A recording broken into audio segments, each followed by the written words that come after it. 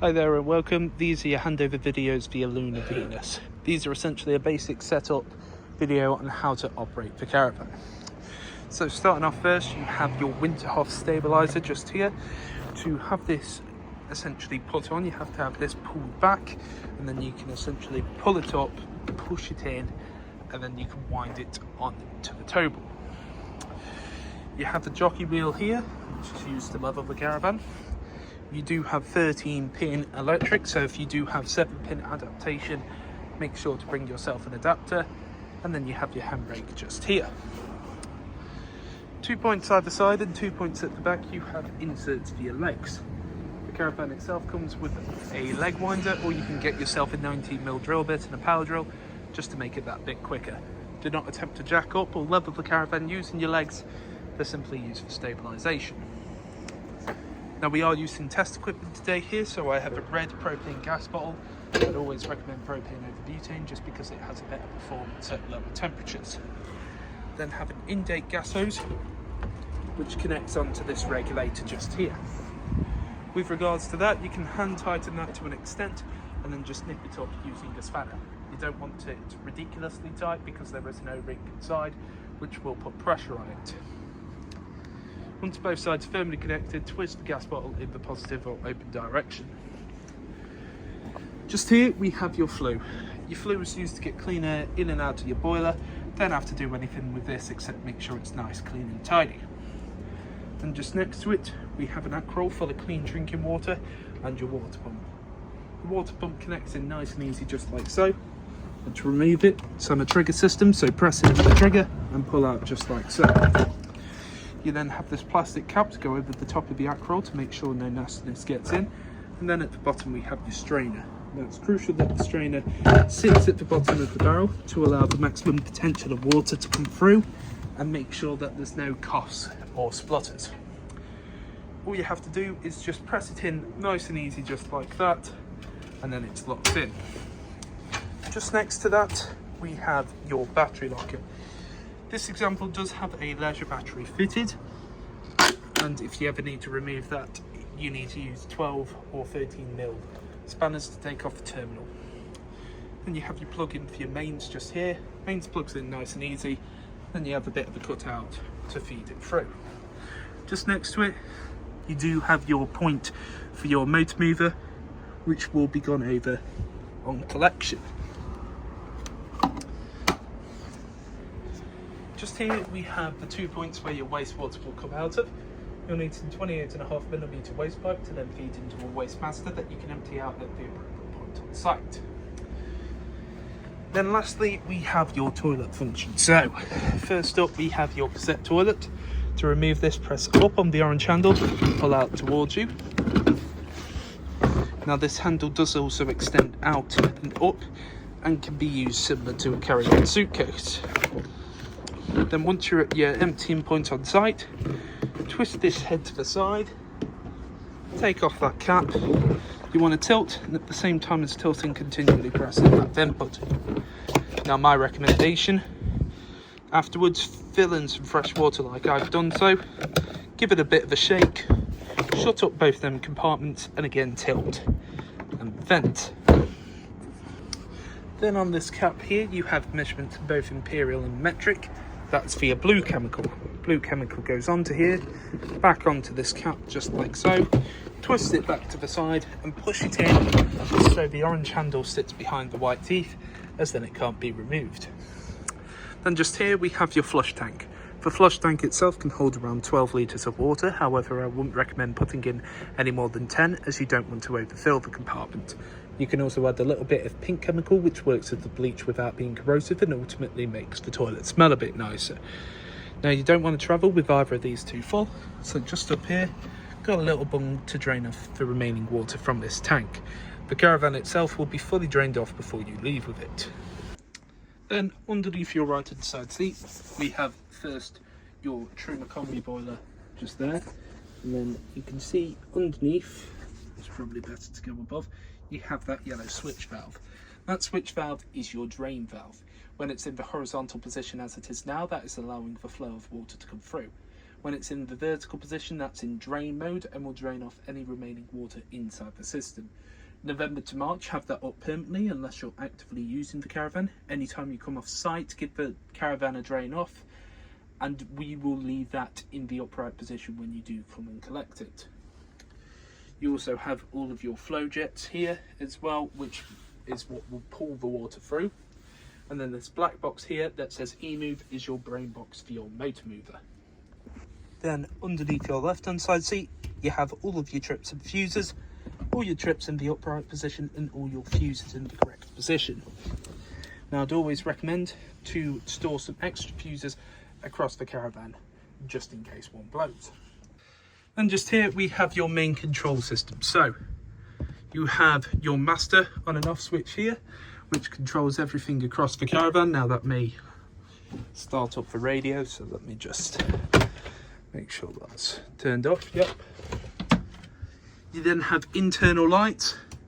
Now the lights themselves do have the individual components as well to them. You then have your awning lights, so go outside and you can see your awning light on there. Then you have your pump button. Press that down and you'll see that red light.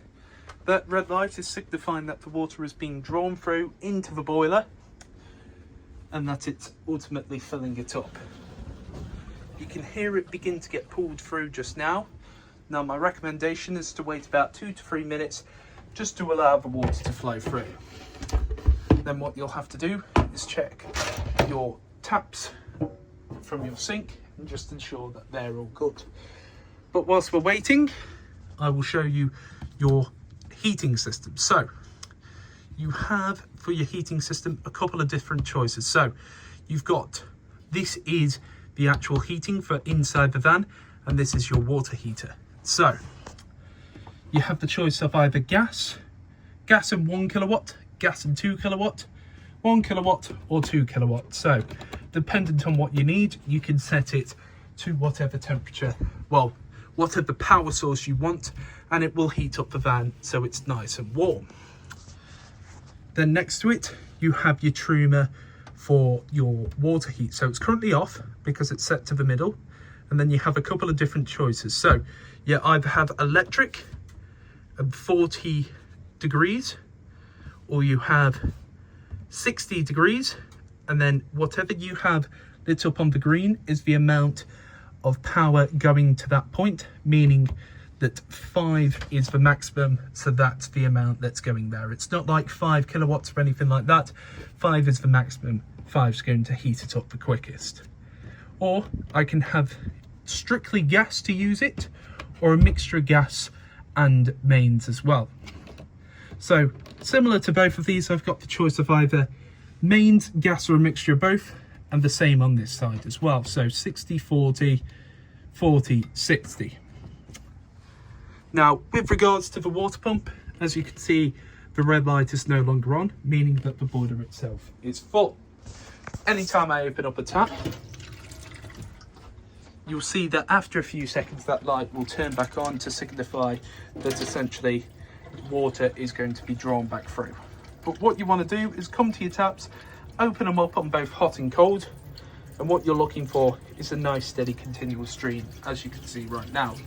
If there's any coughs or splutters, go outside to ensure that the pump is set at the bottom of the barrel, the ack roll is full, and that the drain valve is also in the correct position. But as you can see, nice steady continuous stream. Any coughs or splutters, go outside and check. And as you can see just there, so let me just open that up for a few seconds.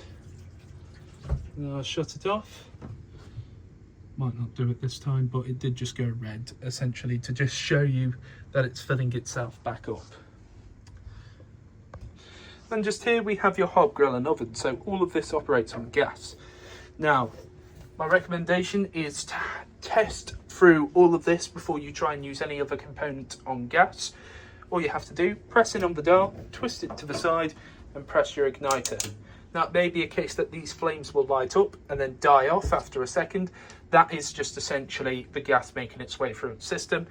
just relight it and it will be fine. But this is what it looks like when they're all lit.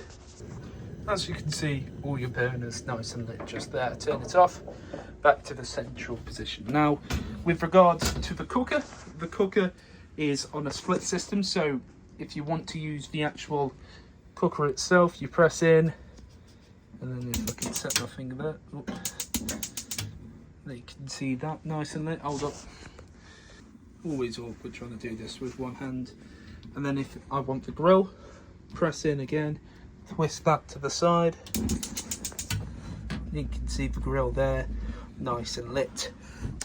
The only other real thing to note is you need to travel with this glass sheet down, but don't put it down until all of these burners are cold to the touch. You can travel with your gas hose on, but make sure that the bottle itself is turned off before you leave with it.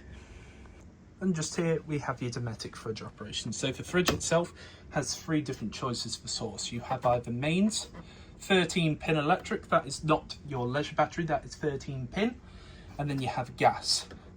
Now with regards to anything, you switch it over to whatever source, and then you have your gauge here for the amount of power. Thicker the bar, the more power coming into the fridge, the quicker it's going to chill it. Regardless of how thick the bar is, it does take around 4 hours to fully chill. Now the only thing of note is for gas. Now for gas, you have this set up wherever you want it to be, and then you have an igniter. What you have to do is have both of these pressed and held in for around about 30 seconds, and it will take this orange bar over into the green. Now this is only applicable for gas. Essentially you want that orange bar to stay sturdy and ready in the green, and this is what it looks like. As you can see here, the flame nice and engaged over in that side. However, when I switch it over to mains, it drops it down instantly. Might be able to just about get itself back into the green if you quickly switch it back over, but more than likely it will gradually slowly drop out. And then back to the central position, that means the fridge is off. Then lastly, we have your toilet operation, which is box simple. Open up your toilet just here, press the button, and you can hear that motor.